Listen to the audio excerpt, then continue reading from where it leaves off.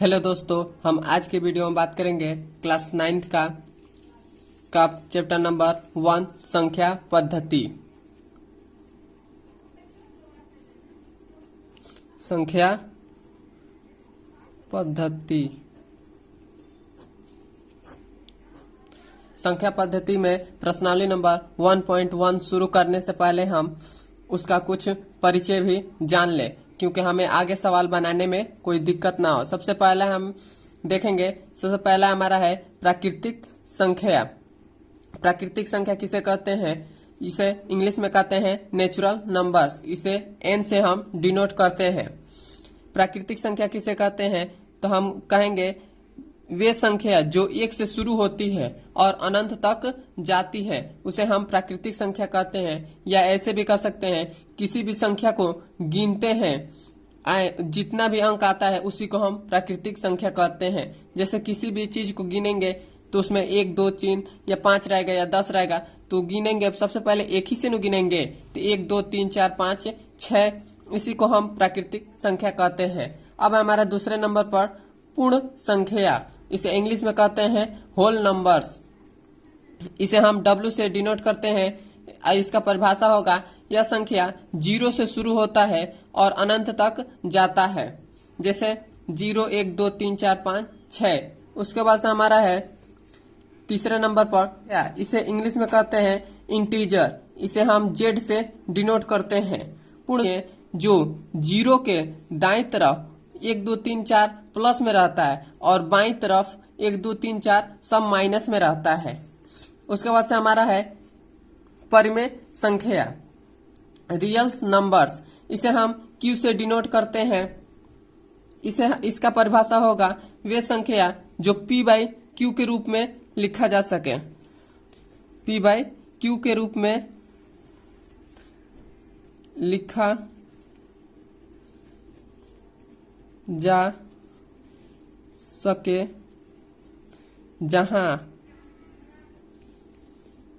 Q not equal to 0, क्योंकि हमेशा जो हमारा हर रहेगा वो 0 के बराबर नहीं होना चाहिए। उसके बाद से हमारा पांचवें नंबर पर है अपरिमेय संख्या। इसे कहते हैं इनरेशनल नंबर्स। इसे Q ऊपर C से डिनोट करते हैं, या कहीं कहीं भी Q और डैश से भी डिनोट करते हैं।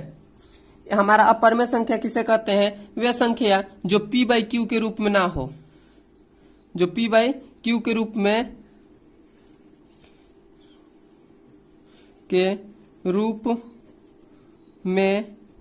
ना हो,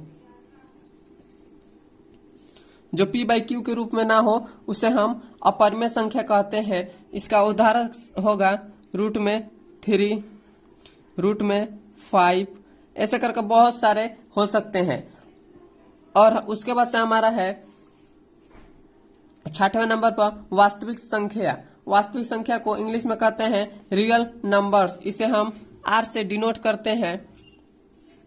इसे वास्तविक संख्या किसे कहते हैं? वास्तविक संख्या वे हैं जो इसमें हम जितने भी संख्या पढ़े हैं, प्राकृतिक संख्या, पूर्ण संख्या, पूर्णांक, परिमेय संख्या, अपरिमेय संख्या, जितने भी संख्या को हम पढ़ते हैं वो सब हमारा वास्तविक संख्या है। जैसे में 3, √5, √2, -2, -3, 5, सब ये वास्तविक संख्या है। अब हम इसके बाद से इसके प्रश्नावली नंबर 1.1 को देखते हैं। अब है हमारा प्रश्नावली नंबर 1.1। इसका सबसे पहला नंबर सवाल है हमारा कि क्या 0 एक परिमेय संख्या है? क्या आप इसे P/Q के रूप में लिख सकते हैं, जहां P और Q पूर्णांक है और Q नॉट इक्वल टू 0 है? इसमें हमसे कह रहा है, पहले का हल है। इसमें हमसे कह रहा है कि 0 है वो परिमेय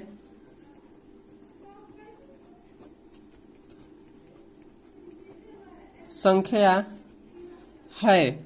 इसमें हमसे क्वेश्चन में पूछ रहा है कि 0 एक परिमेय संख्या है कि नहीं है। तो हम यहाँ पर लिखेंगे 0 एक परिमेय संख्या है।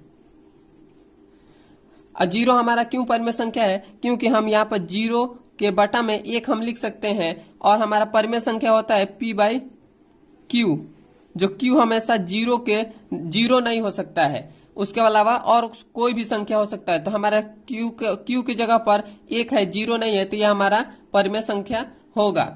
अब हमारा इसके बाद से दूसरा नंबर सवाल अब देखेंगे। अब है हमारा दूसरा नंबर सवाल। दूसरा नंबर हमारा सवाल कहता है कि 3 और 4 के बीच में 6 परिमेय संख्या ज्ञात कीजिए। हमसे कह रहा है, यहाँ पर हल है दूसरे का, हमसे कह रहा है 3 और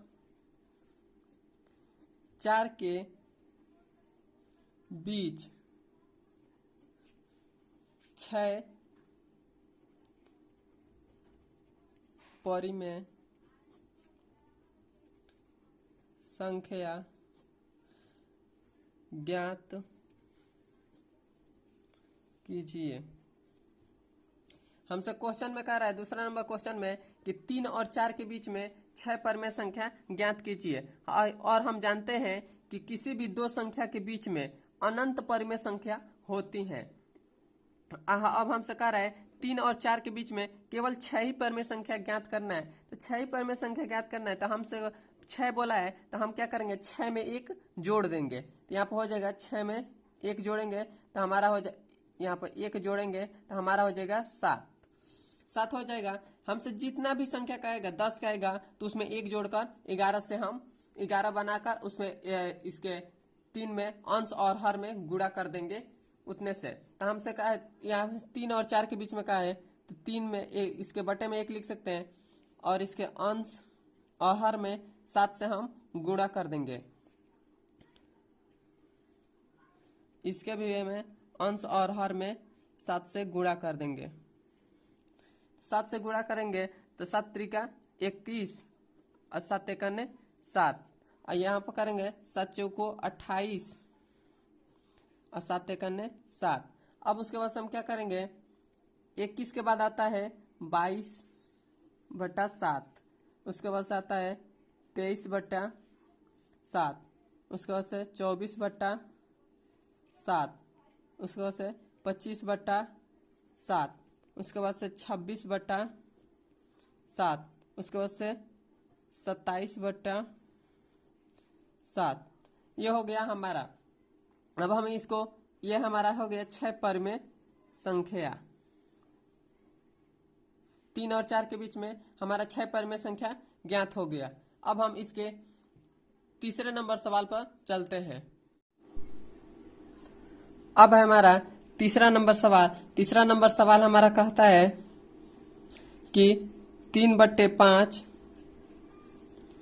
व 4/5 के बीच में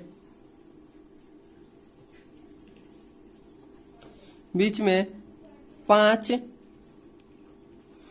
परिमेय संख्या ज्ञात कीजिए। हमसे कह रहा है, तीसरे नंबर सवाल पर कह रहा है 3/5 व 4/5 के बीच में 5 परिमेय संख्या ज्ञात कीजिए।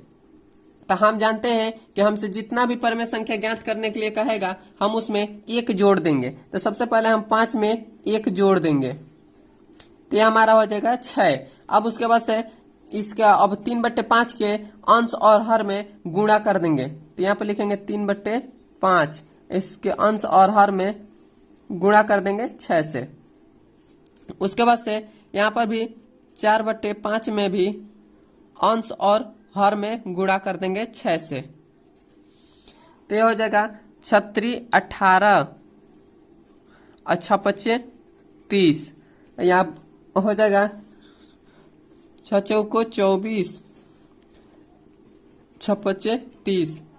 अब उसके बाद से हम क्या करेंगे, 18 के बाद आता है 19/30, उसके बाद से आता है 20/30, उसके बाद से 21/30, उसके बाद से 22/30, उसके बाद से आता है 23/30। यह हमारा हो गया 5 परिमेय संख्या।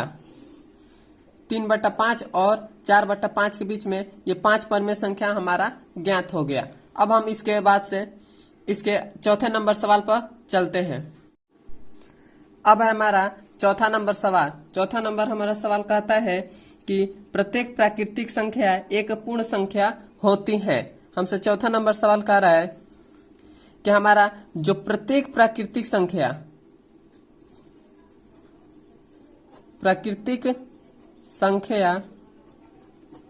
वह पूर्ण संख्या होती है। हमसे यही कह रहा है कि जो प्रत्येक प्राकृतिक संख्या होती है वो पूर्ण संख्या होती है। तो हम जानते हैं कि हमारा प्राकृतिक संख्या 1, 2, 3 ऐसा करके अनंत तक जाता है और हमारा पूर्ण संख्या होता है वो 0, 1, 2, 3 ऐसा करके अनंत तक जाता है। तो हमारा प्राकृतिक संख्या में ये बस 0 को हटा दें तो यह हमारा प्राकृतिक संख्या हो जाएगा, इसीलिए यह कथन सत्य होगा।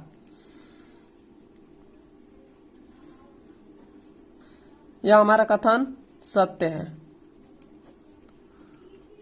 अब हम इसके चौथे के दूसरे नंबर सवाल पर देखते हैं। चौथे का हमारा दूसरा नंबर सवाल कहता है कि प्रत्येक पूर्णांक एक पूर्ण संख्या होती है। हमसे चौथा नंबर सवाल कह रहा है, चौथे का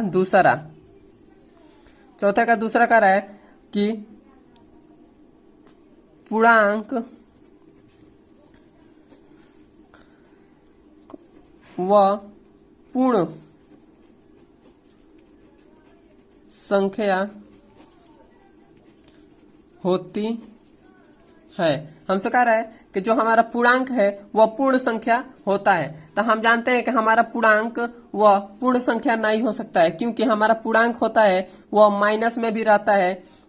0 के बाईं तरफ -1, -2 ऐसे कर रहता है और दाईं तरफ 1, 2, 3 ऐसा करके अनंत तक दोनों बगल जाता है। तो इधर माइनस में है और पूर्ण संख्या हमारा बस 0, 1, 2, 3 ऐसा करके इधर अनंत तक जाता है, इधर नहीं जाता है। तो हमारा यह कथन भी असत्य हो जाएगा। तो यहाँ पर लिखेंगे हल असत्य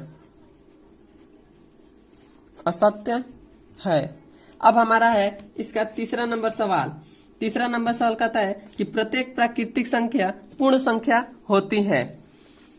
हमसे कह रहा है नहीं, तीसरा नंबर कह रहा है कि प्रत्येक परिमेय संख्या पूर्ण संख्या होती है। हमसे चौथे का तीसरा कह रहा है कि परिमेय संख्या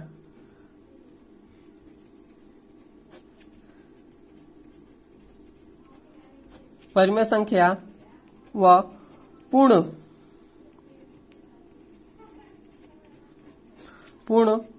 संख्या